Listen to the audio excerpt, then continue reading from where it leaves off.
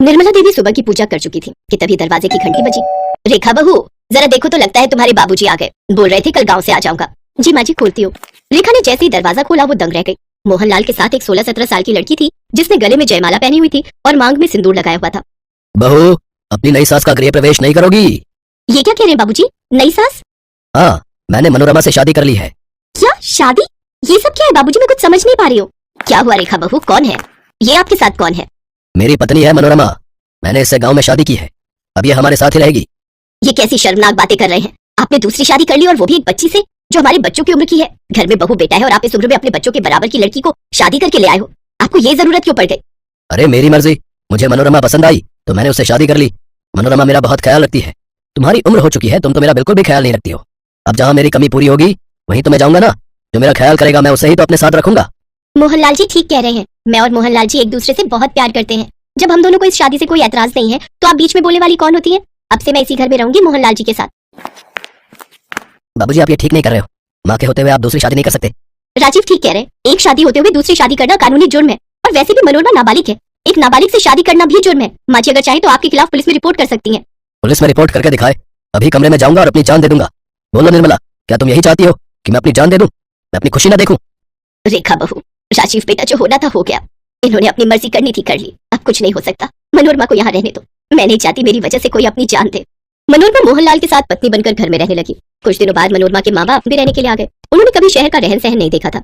आते से ही पूरे घर को नरक बना दिया। रसोई में से तो बड़ी गंदी बदबू आ रही है। रसोई में क्या बन रहा है? माँ जी, मनोरमा अपने घर वालों के लिए मछली बना रही है। बाबूजी ने खुद बाजार से ला कर दी है। क्या मछली? और वो भी मेरी रसोई में?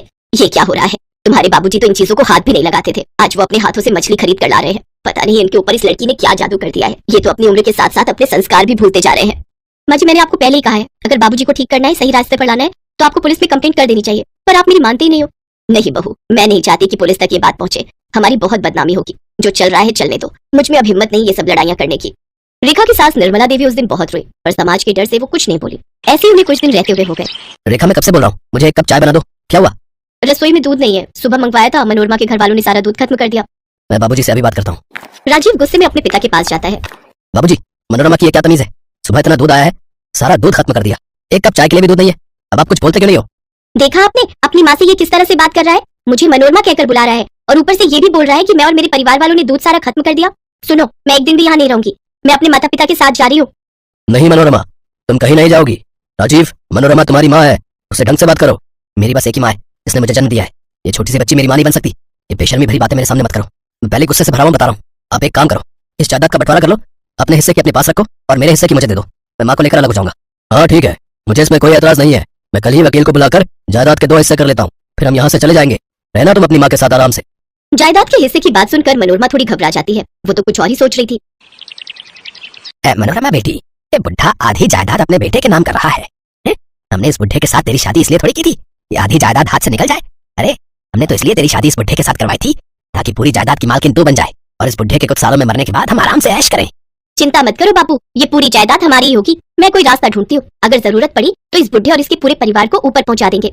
मनोरमा नहीं जानती थी कि उसकी बातों की सारी रिकॉर्डिंग रेखा अपने मोबाइल फोन में कर चुकी है। रेखा ने चोरी छुपे मनोरमा और उसके माता पिता का वीडियो बना लिया और अपने ससुर को दिखा दिया। देखा बाबूजी, जिस लड़की को अपना समझकर शादी करके लाए हो वो आपकी पीठ पीछे आपको ही ऊपर पहुंचाने का प्लान कर रही है। अभी भी समय है, संभल जाओ बाबूजी। इस परिवार को बर्बाद होने से अब आप ही बचा सकते हो। तुम ठीक कह रही हो बहू, मुझसे बहुत बड़ी भूल हो गई। मैं इस मनोरमा के प्रेम जाल में फंस गया। नहीं, अब ये इस घर में बिल्कुल नहीं रहेगी। ऐसे भी दूसरी शादी का कोई मतलब नहीं बनता। मनोरमा मेरी कुछ नहीं है। रेखा की चाल कामयाब रही। उसके ससुर को अक्ल आ गई और उसने मनोरमा को उसके परिवार के साथ धक्के देकर बाहर निकाल दिया। मोहनलाल की आंखों पर से मनोरमा के झूठे प्यार और धोखे का पर्दा उठ गया। आज निर्मला देवी के जीवन में फिर से सुख शांति आई थी तो वो अपनी बहू रेखा की वजह से। रेखा ने अपनी समझदारी से अपने सास ससुर के रिश्ते और अपने घर को बिखरने से बचा लिया। कितनी बार है, मेरी चीजों को हाथ मत लगाया करो। अब मेरे नए वाले जूते कार दिए, मुझे लेट हो रहा है। रुक रुक, मैं निशा से पूछती हूँ। निशा, तूने सफाई करते हुए हरीश के जूते तो कहीं नहीं रख दिए? माँ जी, जूते वही जूतों की अलमारी में ही रखे हैं। ये नहीं, पर इनके ऊपर चप्पल रखी हुई थी। हाँ ठीक है, लाओ इधर लो। माँ मैं काम से जा रहा हूँ, रात तक लौटूंगा। अरे नाश्ता करता तो जाता। ये लड़का भी ना जब देखो जल्दी में रहता है। माँ जी, ये आपके लिए दलिया बना दिया था, आप खा लो, फिर आपको बीपी की दवाई भी खानी है। निशा, तेरे आने से सचमुच मुझे बड़ा आराम मिल गया। तूने काम पर लगते ही पूरा घर संभाल लिया। नहीं तो जब से शुगर और थायराइड की बीमारी ने घेरा है मेरा शरीर कमजोर हो गया है। वैसे तू गांव में किसके साथ रहती थी? बिमला और तेरे बाबा तो काफी समय से झांसी में रह रहे हैं। गांव में मैं दादी और चाचा चाची के साथ रहती थी, पर माँ की तबीयत आपको पता है अब ठीक नहीं रहती, इसलिए मुझे शहर बुला लिया। अच्छा है ना, मुझे भी तेरा बहुत सहारा हो गया। अम्मा जी, वो जो दीवार पर आपकी फोटो लगी है ये तो लगता है बहुत पुरानी है, और ये आपके साथ। ये फोटो तो तब की है जब हरीश 8 साल का था। मेरी ननद की शादी की है, और ये बराबर में हरीश के बाबूजी हैं। अम्मा जी, बाबूजी की बहुत याद आती होगी ना? क्या हुआ था बाबूजी को? बेटिया, याद तो उन्हें किया जाता है जिन्हें हम भूल गए हों। हरीश के बाबूजी अच्छे खासे हट्टे कट्टे थे। रात को खाना खाकर सोए, फिर सुबह उठे ही नहीं। अचानक ही छोड़कर चले गए। तब हरीश कॉलेज में पढ़ता था। अम्मा जी, ये क्या, आप रोने लगे? लगता है मैंने आपको रुला दिया। अरे नहीं बेटिया, तेरे से बात करके तो मेरी पुरानी यादें ताजा हो गई। अम्मा जी, अब तो दलिया खाए बहुत देर हो गई है, आप दवाई ले लो, तब तक मैं खाने की तैयारी करती हूँ। निशा विद्या देवी के घर काम करने वाली विमला की बेटी थी। कुछ समय से विमला बीमार थी, इसलिए उसने निशा को ही विद्या देवी के घर काम पर रखवा दिया था। निशा स्वभाव की बहुत अच्छी लड़की थी, इसलिए विद्या देवी उसे बहुत पसंद करती थी। विद्या देवी का बेटा हरीश एक कंपनी में नौकरी करता था। हरीश की गर्लफ्रेंड कंचन भी उसी के साथ ऑफिस में काम करती थी। एक दिन ऑफिस से आते हुए हरीश कंचन को अपने साथ घर ले आता है। माँ, ये कंचन है, अब मेरे साथ ऑफिस में काम करती है। इसका बहुत मन था आपसे मिले, इसलिए आज इसे अपने साथ घर ले आया। नमस्ते आंटी जी। खुश रहो बिटिया, तुम तो दिखने में बहुत ही सुंदर हो। और कौन कौन है तुम्हारे घर में? कंचन और विद्या देवी अभी बात कर ही रहे थे कि तभी निशा चाय नाश्ता ले आती है। अम्मा जी, ये पकौड़े और चाय लाई थी। आपकी काम वाली ने पकौड़े तो बहुत ही स्वादिष्ट बनाए हैं। सारा काम भी करती है क्या आंटी जी? ये निशा है, बहुत अच्छी लड़की है। अभी कुछ दिन पहले ही हमारे घर आई है, और आते से ही इसने सारा घर संभाल लिया। मुझे तो इसके रहने से बहुत सहारा मिल गया है। माँ, तुम तो हर किसी को एकदम से अपना मानने लगती हो। अभी कुछ दिन से आए हुए नहीं हुए और तुम उसके गुण गाते नहीं थक रही हो। हाँ आंटी जी, हरीश सही कह रहा है, इन काम वालियों को इतना सिर पर नहीं चढ़ाकर रखना चाहिए। अच्छा, अब मैं चलती हूँ। Okay Harish, bye. हरीश और कंचन की बातें रसोई में खड़ी निशा सुन रही थी। उसकी आंखों में आंसू आ जाते हैं। तभी विद्या देवी उसे आवाज लगा देती है। मुझे पता है निशा बेटी, तुझे हरीश और कंचन दोनों कुछ ज्यादा ही बोल गए, पर तू उनकी बातों का बुरा मत मानना। कोई कुछ भी कहे, पर व्यक्ति का स्वभाव ही उसका चरित्र निर्धारित करता है, और मैं जानती हूँ कि तू मेरी दिल से सेवा करती है। निशा विद्या देवी की हर छोटी से छोटी चीज का ध्यान रखती थी। उसने तो मानो पूरा घर संभाल लिया था। निशा के आ जाने से विद्या देवी की सारी परेशानियां दूर हो गई थी। पर एक शाम विद्या देवी बहुत चिंता में थी और बार बार दरवाजे की ओर देख रही थी। क्या हुआ अम्मा जी, इतनी परेशान क्यों हो, और बार बार आप दरवाजे की ओर क्यों देख रही हो? हरीश पता नहीं कहाँ रह गया, रोजाना तो ऑफिस से जल्दी आ जाता है। अम्मा जी, आपका फोन बज रहा है, मैं लेकर आती हूँ। हेलो, कौन बोल रहा है? क्या? ये नहीं हो सकता। हरीश मेरा बच्चा। क्या हुआ अम्मा जी, आप इतना घबरा क्यों रही हो? निशा बेटी, हरीश का एक्सीडेंट हो गया है। पता नहीं मेरा बच्चा किस साल में होगा, मुझे जल्दी से अस्पताल जाना है। रुकिए अम्मा जी, मैं ऑटो बुला कर लाती हूँ। विद्या देवी निशा के साथ हॉस्पिटल पहुंचती है। हरीश की गाड़ी का एक्सीडेंट हो गया था, जिसके कारण उसके बहुत चोटें आती हैं। देखिए माताजी, मैं आपको झूठी तसल्ली नहीं दे सकता। पेशेंट के पैर पूरी तरह से डैमेज हो चुके हैं। अब शायद हरीश उम्र भर ना चल पाए। ये सब क्या हो गया मेरे बच्चे के साथ? अम्मा जी, अपने आप को संभालो। कुछ दिनों बाद हरीश को छुट्टी मिल जाती है। वो घर आ जाता है। हरीश की नौकरी भी छूट गई थी, इस वजह से वो और दुखी हो जाता है। हेलो कंचन, क्या बात है? मैं तुम्हें पिछले 1 हफ्ते से फोन मिला रहा हूँ, तुम मेरा फोन क्यों नहीं उठा रही हो? और तुम एक बार भी मुझे हॉस्पिटल में देखने के लिए नहीं आई। तुम्हें पता है ना मेरा कितना बड़ा एक्सीडेंट हुआ था? देखो हरीश, मुझे सब पता चल गया है। अब तुम पूरी तरह से अपाहिज हो चुके हो। तुम्हारे दोनों पैर खराब हो चुके हैं, और एक अपाहिज के साथ मैं अपनी पूरी जिंदगी खराब नहीं कर सकती। वैसे भी मेरी शादी होने वाली है, इसलिए मुझे आज के बाद कॉल करने की कोशिश भी मत करना। कंचन, मैंने तुमसे सच्चा प्यार किया, और इस हालत में तुम मुझे यूं छोड़कर चली गई। ये आपके लिए सब्जियों का सूप बनाया था। मुझे भूख नहीं है, ले जाओ ये सूप।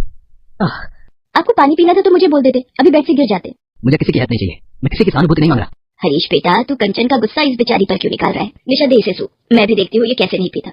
इसी तरह निशा हरीश की देखभाल में लगी रहती। धीरे धीरे हरीश को निशा का व्यवहार अच्छा लगने लगा। अब तो वो निशा के साथ खूब बातें करता और हंसता। हरीश की तबीयत में भी सुधार होने लगा था। हरीश जी, ये तो किसी चमत्कार से कम नहीं है। आपके पैरों में अब काफी हरकत होने लगी है। बस कोशिश करते रहिए, समय पर फिजियोथेरेपी के लिए आते रहिएगा। और फिर हरीश बिल्कुल ठीक हो जाता है। एक दिन कंचन उससे मिलने आती है। तुम यहाँ क्या कर रही हो? मुझे तुम्हारी काम वाली निशा बाजार में मिली थी, इसी से पता चला कि तुम बिल्कुल ठीक हो गए हो। तो मुझे लगा कि जब तुम मुझे इतना प्यार करते ही हो, तो मैं हम दोनों के रिश्ते को एक मौका और दे देती हूँ। पर तुम्हारी तो शादी हो गई थी ना? नहीं, वो लड़का मुझे पसंद नहीं था, इसलिए मैंने उस रिश्ते के लिए मना कर दिया। वैसे भी अब तुम ठीक हो गए हो, तो हम दोनों को बहुत जल्द शादी कर लेनी चाहिए। एक काम करते हैं, हम अगले हफ्ते शादी कर लेते हैं। कंचन, जरा खड़ी हो ना। ओह, गले लगकर इस खुशी को मनाना चाहते हो? निशा, कंचन मैडम को जरा बाहर तक छोड़कर आना, और ऐसे ही इन्हें बाहर करो। दरवाजा अंदर से ठीक से बंद कर लेना। मैं अपने घर में फालतू की चीजें पसंद नहीं करता। तुम्हें तो मैं देख लूंगी हरीश, तुम मेरा अपमान कर रहे हो। अरे तुम्हें मेरी जैसी लड़की मिलेगी नहीं, याद रखना। कंचन अपना सा मुंह लेकर वहां से चली जाती है। माँ, मैंने ठीक किया ना? तुमने जो किया बिल्कुल सही किया। कंचन जैसी स्वार्थी लड़की तुम्हारे लिए नहीं बनी। मैं जानता हूँ माँ, मेरे लिए कौन सी लड़की सही रहेगी। निशा। हाँ माँ, मैं निशा को अपनी पत्नी बनाना चाहता हूँ, और मैं जानता हूँ इसके लिए तुम्हें भी कोई एतराज नहीं होगा। हरीश जी, ये क्या कह रहे हैं आप? माँ जी, आप इन्हें समझाइए।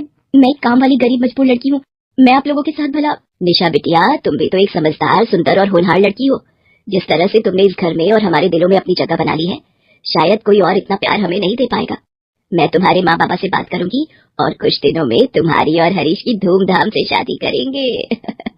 निशा विद्या देवी के गले लग जाती है। निशा के रूप में हरीश को एक अच्छी पत्नी मिल जाती है और सबकी रजामंदी से कुछ दिनों बाद हरीश और निशा की शादी हो जाती है।